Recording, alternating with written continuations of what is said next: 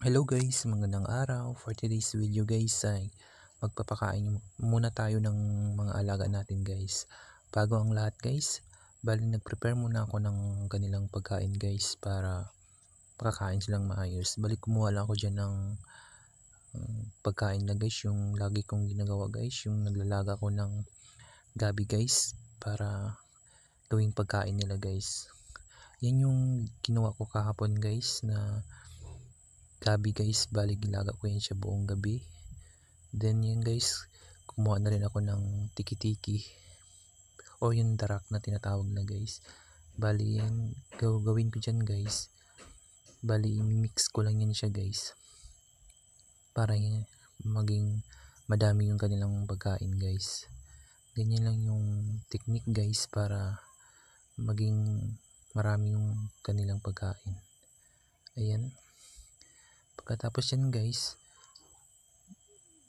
habang ako nagmi-mix ng pagkain na guys, tamang tingin lang muna sa mga camera. Then guys, pagkatapos yan, halina i-serve na natin sa kanila guys yung kanilang pagkain guys para makakain na rin sila guys, kasi kanina pa to sila nag-aabang guys. Mahirap kasi dito sa mga manok guys kapag hindi mo talaga pinapakain, siguradong sila mismo yung kukuha sa kanilang pagkain guys. Ayan guys, bali dyan ko siyang ginalagay guys para lahat ay makakain na guys. Ayan, sobrang saya ng mga manok guys kasi kanina pa to sila nagugutom guys. Siguro kung hindi ko pa to pinapakain guys, yung mga kaldero dito guys nagbaliktara na guys. Pagkatapos ko dyan guys, pumunta naman ako dito sa mga alaga nating mga pato guys. Bali dito, kailangan ko rin silang bigyan ng pagkain kasi nagugutom na rito sila guys. Bali dyan yung kanilang papakainan guys. Dyan ko nilalagay yung darak pati yung gabi guys. Dyan ko siya nilalagay para lahat ay makakain. Hindi naman sila masyadong madami guys kasi nababawasan naman sila. Halos na lang ang natitira yung maliliit na lang guys.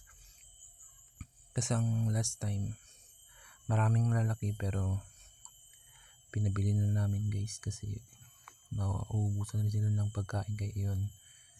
Bali dito naman na side guys, dito yung mga bagong pisa na manok guys, dito namin nilalagay muna bago namin siya ibibitawan sa lupa para sigurado na walang mamamatay sa mga anak niya guys. Tsaka pinapapailawan din namin yan kung gabi guys kasi para na rin sa mga lamok, para hindi sila makagat ng mga lamok guys. Then yan dyan guys, bibigyan ko muna ito sila ng feeds guys kasi kailangan na rin ng feeds para yung mga anak niya magiging malakas bago siya ibababa sa lupa. Yan, sobrang dami rin ng anak ng mga manok ngayon guys kasi sabay-sabay sila nag-iitlogan. Ayan, dalawa na lang yung dito sa loob kasi yung iba nalabas na namin kasi hindi naman sila sabay nagpisaan Kaya ayan guys, pumunta naman ako sa kabilang side guys. Bali yung dito na side, dito naman namin yung nilalagay yung kalapati guys. May alaga kaming dalawang kalapati guys. Bali pinapakain na rin namin ng feeds. Ayan siya guys, medyo laki na yan siya guys. Pagkatapos naman dyan guys, pumunta naman ako sa kabila guys.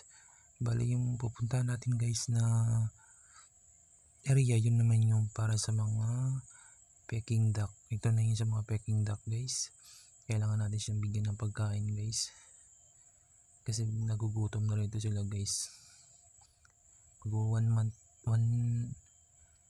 na rin itong nakakulong guys. Ayan. Tapos dito guys, bumalik na ako guys. Thank you for watching.